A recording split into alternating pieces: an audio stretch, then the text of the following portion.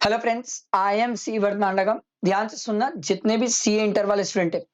Finally institute ने आप लोगों की एमटीपी सीरीज 1 लॉन्च कर दी है। तो अपन एमटीपी सीरीज 1 में इनकम टैक्स का जो केस सिनेरियो और एमसीक्यू वाला पार्ट है उसको सॉल्व करेंगे। अच्छा क्वेश्चन है, सॉल्व करना बहुत सारे अच्छे कंसेप्ट क्लियर होंगे। मैं आपको तरीका सिखाऊंगा, ध्यान से सुनना, आराम से काम को लेकर सुनना क्योंकि बहुत हेल्पफुल है सर। ठीक है, चलो टाइम वेस्ट नहीं करते, let's start with case scenario and MCQ. ठीक है, चलो स्टार्ट करते हैं। सर तरीका वही है, मैंने आपको क्या सिखाया था सर? सबसे पहले नीचे आके क्वेश्चन पढ़ा करो, वो हमसे बोल क्या रहा है। एक बार जब आप क्वेश्चन पढ़ते हो ना तो आपका थॉट प्रोसेस बहुत अच्छा होता है, क्रिस्टल क्लैरिटी होती है कि हमें ऊपर ढूंढना क्या है केस सिनेरियो में।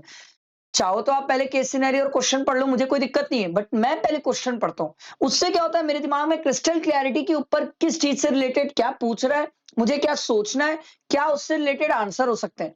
जो एक आंसर ढूंढने का तरीका होता है ना, वो बहुत स्मार्ट हो जाता है। बाकी आपकी चॉइस है सर। चलो देखो क्या बोल रहे हैं। विच of the following statement is correct regarding the allowances received by mister Suraj if he opted out of the default tax regime.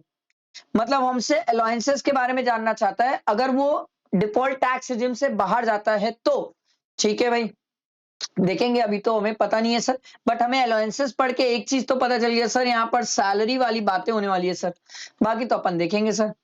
ठीक है, दूसरा, what would be the amount of income chargeable under the head salary. लो भाई, ये तो सीधा बता दिया, if a pays tax under default tax regime. ध्यान दीजिएगा दोस्तों, डिफॉल्ट टैक्स रेजिम है सर। 115 बीएससी की कहानी हो गई है। और मैं ये आपको क्यों बोल रहा हूं, क्योंकि अगर 115 बीएससी है तो हमें ब्याज ध्यान रखनी है। हम नहीं सोच सकते कि ध्यान रखे ही नहीं, रखना पड़ेगा, क्योंकि स्टैंडर्ड डिडक्शन 75,000 हो जाएगा सर। ये ध्यान देना है सर। फिर बोल रहे हैं sir amount of tax to be deducted. लो भाई, टीडीएस भी आ गया sir. TDS by Karim private limited on the salary paid. तो सैलरी में टीडीएस का सेक्शन तो मेरे हिसाब से स्टूडेंट को याद होगा, सेक्शन 192 की कहानी है sir. Under default tax regime if he has not informed about his other income to his employer. कोई और इनकम नहीं है, सैलरी की इनकम है, और सैलरी की इनकम पे उसका टीडीएस कितना है ये बताना है। तो प्यार से बोल देना भैया टैक्स ही निकाल देना। चलो निकाल लेंगे। Assuming for the purpose of answering this question only, सिर्फ इस क्वेश्चन के लिए ये सिचुएशन बेस्ड है। ठीक है, ये क्वेश्चन सिचुएशन बेस्ड है, तो ये क्वेश्चन अपन चाहे तो बाद में भी कर सकते हैं, बट एक बार पढ़ लेते हैं। No contribution is made by mister Suraj and is employed towards provident fund. What amount of deduction is available to mister Suraj under chapter 6A deduction for the previous year 24-25 is opted out of the default tax regime under 115 BAC. मतलब आपसे जानना चाहता है कि कितनी deduction मिल जाएगी अगर वो 115 बीएससी नहीं लिया है, बट आपको प्रोविडेंट फंड को इग्नोर करना है। वो ये भी बोल रहा है कि प्रोविडेंट फंड को इग्नोर करो और उसके बाद बताओ सर कि कितनी डिडक्शन मिल जाएगी। चलो देख लेंगे। Amount of interest income which will be included in total income of mister Suraj. भैया क्लबिंग, क्लबिंग कैसे पता चलता है सर आपको? देखो ऐसे लैंग्वेज दी हुई रहती है, interest income included in the total income of mister Suraj. किसी की टोटल इनकम में आप इंक्लूड करने की बात कर रहे हो तो वो तो क्लब में ही हो सकता है ना, क्लबिंग के अलावा कहां और होगा सर? तो आपसे क्लबिंग तक तो पूछ दिया। देखो इस क्वेश्चन में सैलरी, डिडक्शन, टीडीएस, क्लबिंग सब तो आ गया सर, सब तो घसीट दिए। इसके बाद भी नहीं रुके। देखो what will be the treatment of buyback. लो भैया, बायबैक मतलब कैपिटल गेन हो गया प्लस डीम डिविडेंड भी आ गया, ये भी बोल दिए। Of mister Suraj battery India limited shares brought. ठीक है, चलो लेट्स स्टार्ट केस सिनेरियो पढ़ते हैं, एक एक ढूंढना चालू करते हैं, टाइम वेस्ट नहीं करते सर, क्योंकि ये क्वेश्चन काफी बड़ा जाने वाला है। देखो भाई, अब ले लेते हैं कलरफुल पेन, क्योंकि अब अपन को अंडरलाइन करना है सर। ठीक है, चाहो तो हाइलाइटर भी ले सकते हो, येलो कलर पे ही ले सकते हैं, चलेगा। देखो मिस्टर सूरज एज 38 ईयर्स। क्या एज हमारे काम की चीज है? हाँ सर, डेफिनेटली एज काम की चीज है। Is working in Karim private limited as an assistant manager finance. ठीक है भाई, मतलब प्राइवेट कंपनी में काम करता है। Is yearly pay slip for the financial year 24-25 as follows. ठीक है भाई, अर्निंग दी हुई है, डिडक्शंस दिया हुआ है, basic salary, DA, HRA, transport allowance, personal, children education allowance for 2 बच्चा, 2 बच्चा। सर सर सर, मैं इसलिए बता रहा हूं क्योंकि हमें अलाउंसेस की लिस्ट ध्यान रखनी है। सर क्यों ध्यान रखनी है? अरे भाया भाया भाया, नीचे तो बोला था ना आपको, क्वेश्चन में पहला क्वेश्चन यही था ना कि बताओ भाई अलाउंसेस से रिलेटेड क्या कहानी सही है? तो सर हमें अलाउंसेस इसीलिए ध्यान रखना है कि कौन से अलाउंसेस हैं, क्या अलाउंसेस हैं। तो इसको डीए मिला है जो टैक्सेबल है, एचआरए है वो भी एक टैक्सेबल होता है, बट कुछ लिमिट तक एग्जेम्प्ट भी होता है सर। ट्रांसपोर्ट तो 100% टैक्सेबल है। पर्सनल अलाउंस टैक्सेबल है। चिल्ड्रन एजुकेशन अलाउंस हम अलाउ करते हैं सर, 2 बच्चा पर बच्चा 100 रुपया मिल जाएगा इनटू 12 मंथ्स कर लेना सर। ठीक है, पर प्रोवाइडेड वो 115 बीएससी में नहीं होना चाहिए। ठीक है, medical allowance 100% taxable, bonus taxable है। ये employees contribution to provident fund दिया हुआ है सर, एम्प्लॉय का कंट्रीब्यूशन दिया है। प्रोफेशनल टैक्स भी है सर, इनकम टैक्स तो आता नहीं है सर, पर्सनल है। नेट पे फाइनली इतना पे हुआ है। ठीक है, तो अगर अपन चाहें तो देखो हमको इस क्वेश्चन में सैलरी, टैक्स, टीडीएस सब तो निकालना है। चाहे तो पूरा अभी ही सॉल्व करना स्टार्ट कर सकते हैं, पढ़ते जाते हैं और सॉल्व करते जाते हैं। एक काम करते हैं, एक पेज ऐड करते हैं और कहानी चालू कर लेते हैं। ठीक है, तो ब्लैंक पेज ऐड हो गया मेरे ख्याल से, हाँ ब्लैंक पेज तो ऐड हो गया। तो मैं एक काम करता हूँ, लिखना स्टार्ट करता हूँ रफ में सर, फेयर तो जरूरत ही नहीं है सर, आपको भी पता है। चलो लेट स्टार्ट। पहले है बेसिक सैलरी। ठीक है, बेसिक सैलरी भाई कितनी है? 6,34,068, 6,34,068। फिर आता है डीए। ठीक है, डीए के लिए क्या दिया हुआ है सर? 1,26,814, 1,26,814। उसके बाद है एचआरए। एचआरए, अच्छा एचआरए तो मैं लिख सकता हूं, कितना दिया हुआ है सर? 3,17,040, 3,17,040। पर एक खास बात है, मैं आपको एचआरए के लिए एक बात समझाना चाहता हूं, इधर आओ नीचे। जो हम क्वेश्चन पढ़े थे, हमसे क्या बोला था सर कि amount chargeable under the head salary निकालो if he pays tax under default tax regime. 115 BSC opt किया है, 115 बीएससी ऑप्ट किया है तो सर एचआरए की एग्जेम्पशन नहीं मिलती। समझो मेरी बात, एचआरए की एग्जेम्पशन नहीं मिलती। इसीलिए बोलता हूं पहले क्वेश्चन पढ़ना जरूरी होता है, क्योंकि जब आप क्वेश्चन पढ़ लिए तो आपको पता चल गया भैया कि जब आप एचआरए का कंप्यूटेशन करोगे ऊपर, तो एचआरए का कंप्यूटेशन करते टाइम यहां पर एचआरए की एग्जेम्पशन माइनस नहीं करोगे। क्लियर मेरी बात? आगे बढ़ते हैं। ट्रांसपोर्ट अलाउंस दिया हुआ है, ये तो आंख बंद करके टैक्सेबल है, सोच क्या रहे हो? कितना अमाउंट है सर? 19,200, 19,200। उसके बाद कहानी और आगे बढ़ती है। पर्सनल अलाउंस 5,09,088, कहां कहां से फिगर लाता है भाई। Personal allowance 5,09,088। ठीक है, हाँ ठीक। उसके बाद कहानी और आगे बढ़ती है sir. Children education allowance for 2 बच्चा। ठीक है भाई sir, children education allowance 12,000। Sir मैं 115 बीएससी लिया हूं सर, और अगर 115 बीएससी तो एग्जेम्पशन नहीं मिलती है। आ रही बात समझ? बेटा दिमाग में ध्यान रखना। Medical allowance fully taxable sir, 15,000 पूरा टैक्सेबल है सर। उसके बाद employees contribution to provident fund, employees contribution नहीं आता है सैलरी में, एम्प्लॉयर का कंट्रीब्यूशन आता है सर। फिर दिया हुआ है professional tax, professional tax minus होता है बट यहां नहीं होगा, क्योंकि मैं 115 बीएससी लिया हूं सर सैलरी की इनकम निकालने के लिए। ध्यान रखना सर, यहां पर अपन 115 बीएससी के हिसाब से चल रहे हैं। ठीक है, थोड़ा ध्यान रखिएगा। इनकम टैक्स आता नहीं है, नेट पे से हमें कोई मतलब नहीं है। इसके बाद आगे कहानी बढ़ती है। His employer also contribute equivalent amount of contribution towards provident fund. लो भाई, एम्प्लॉयर खुद कॉन्ट्रीब्यूट किया इक्विवेलेंट अमाउंट। तो एक काम करते हैं, एम्प्लॉयर एम्प्लॉयर कितना कंट्रीब्यूट किया भैया? 1,14,132। बाप रे, 1,14,132 माइनस 12% एग्जेम्प्ट। सर 115 बीएससी लेने में प्रोविडेंट फंड में कुछ नहीं होता था, जबरदस्ती का मतलब कंफ्यूजन क्रिएट मत करना। तो 12% का एग्जेम्पशन ले सकते हैं। इसमें देखो बेसिक तो दिया हुआ है हमें, ठीक है। डीए के बारे में कुछ दिया है, देखो सर डीए फॉर्म्स, अरे डीए, इसको क्या हो रहा है?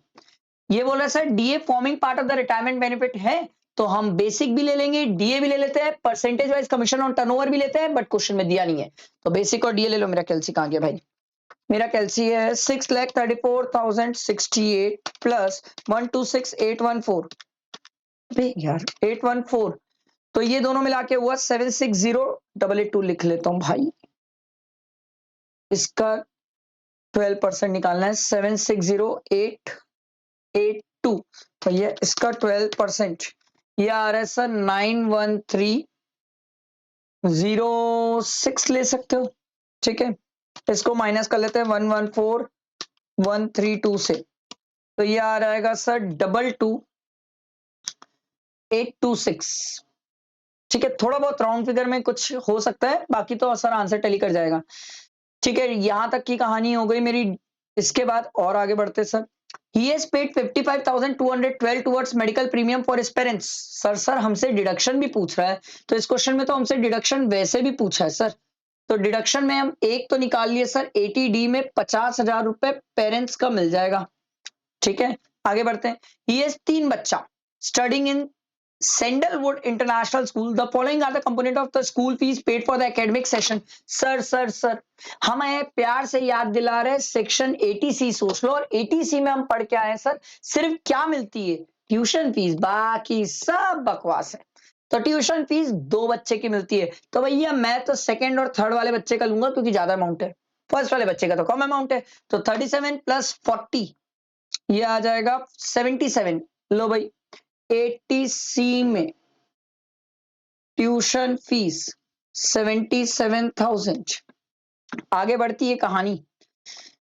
Mister Suraj deposited 2 lakh in the bank account of. देखो आप एक तरीका समझ रहे हो मैं क्या कर रहा हूं, ये तरीका सीख लो सर, ये तरीका सीख लो एग्जाम के लिए।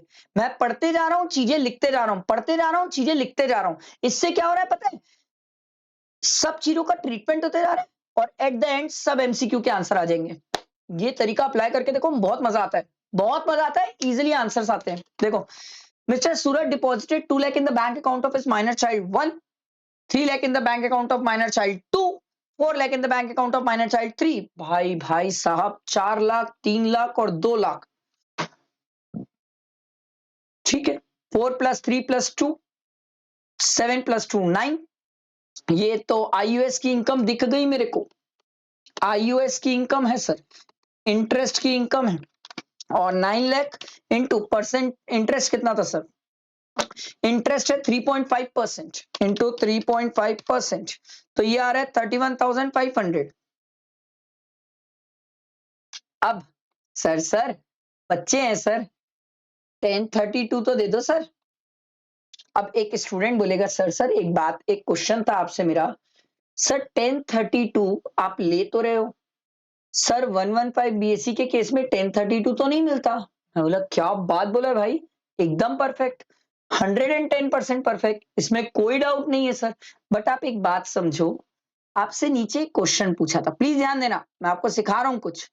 आपसे नीचे एक क्वेश्चन पूछा था, जिस क्वेश्चन में पूछा था सर कि इंटरेस्ट इनकम निकाल लो, total income of mister Suraj में कितनी क्लब होने वाली है if he is opted out of the default tax regime. आ रही है बात समझ, समझे? यही क्वेश्चन पहले पढ़ने का फायदा है।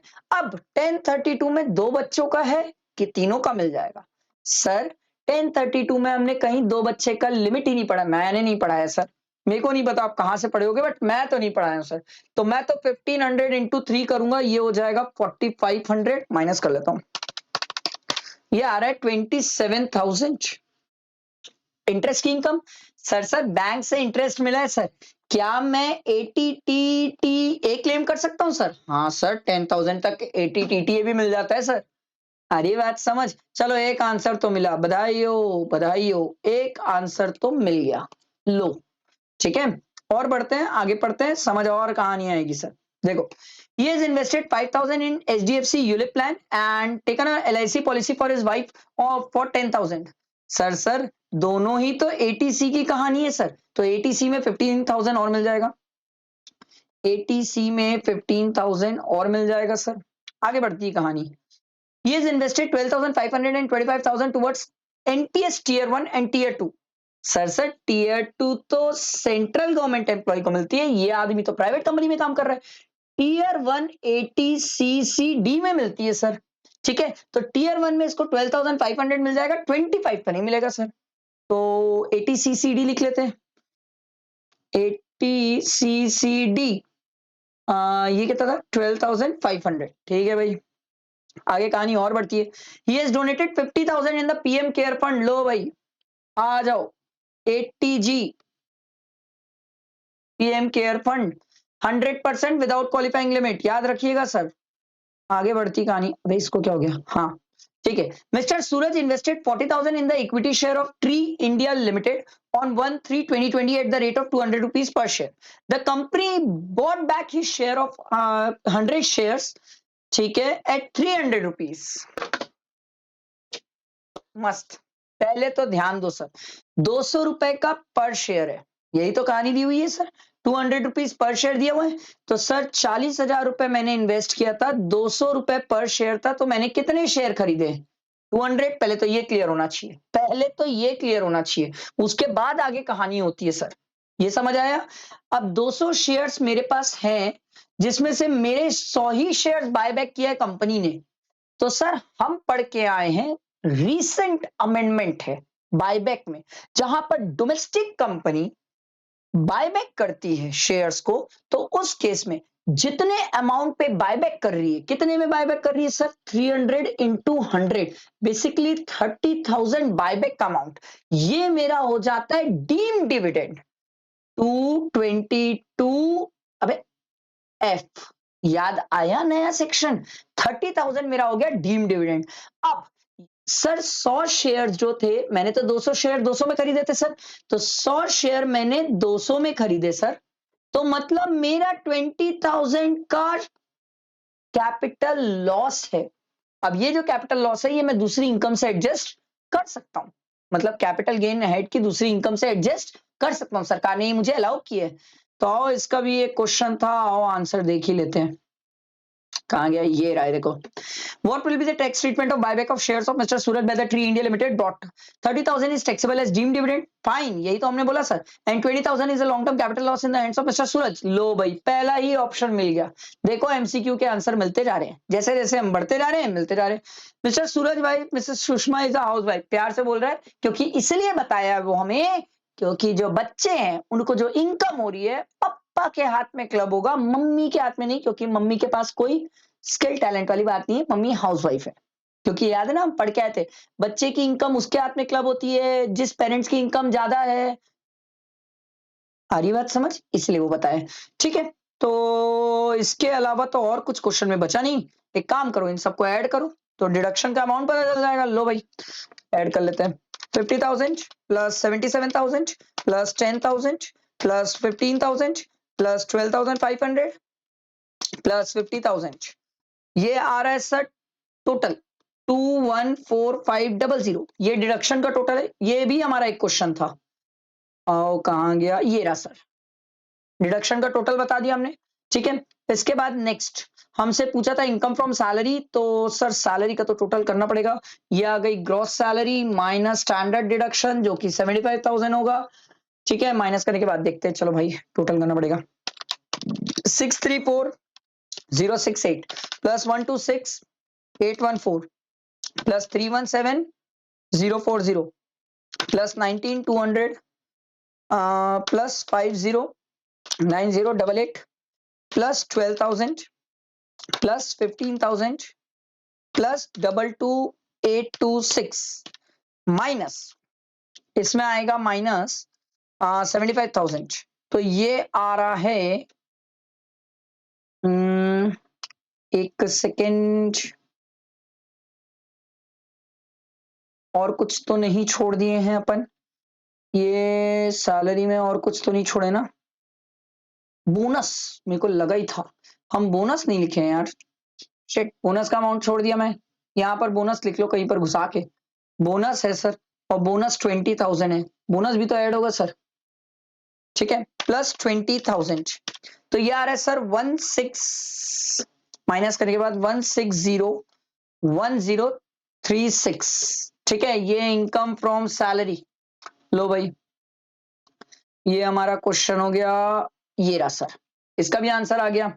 अब हमसे इसमें टीडीएस भी पूछा था सर, तो टीडीएस के लिए वेरी वेरी सिंपल सर, ये आपका इनकम फ्रॉम सैलरी है। अब हमें टीडीएस निकालना है, तो हम टीडीएस भी निकाल सकते हैं, बट एक और क्वेश्चन भी है जिसका फर्स्ट वाले का हम आंसर कर सकते हैं सर। देखो, which of the following statement is correct with regard to the allowance received, क्योंकि अलाउंस हम पूरा पढ़ चुके हैं। If he is opted out of the default tax regime, only medical allowance and children allowance are fully taxable. ये तो गलत है सर, फुल्ली एग्जेम्प्ट, सॉरी ये गलत है सर, फुल्ली एग्जेम्प्ट तो नहीं है children education allowance. Only children education allowance is exempt up to 100 rupees पर month for children for 2 months। यही तो है, फॉर 2 children, यही तो सही वाला ऑप्शन है सर। लो, इसका भी आंसर हो गया, इसका भी हो गया। अब सिर्फ टीडीएस वाला पॉइंट बच गया सर। तो टीडीएस वाले में इसने बोला है सर, अगर ये सैलरी पे कर रहा है अंडर डिफॉल्ट टैक्स रिजिम, मतलब जितनी भी डिडक्शन है इग्नोर कर दो, ठीक है। इफ ही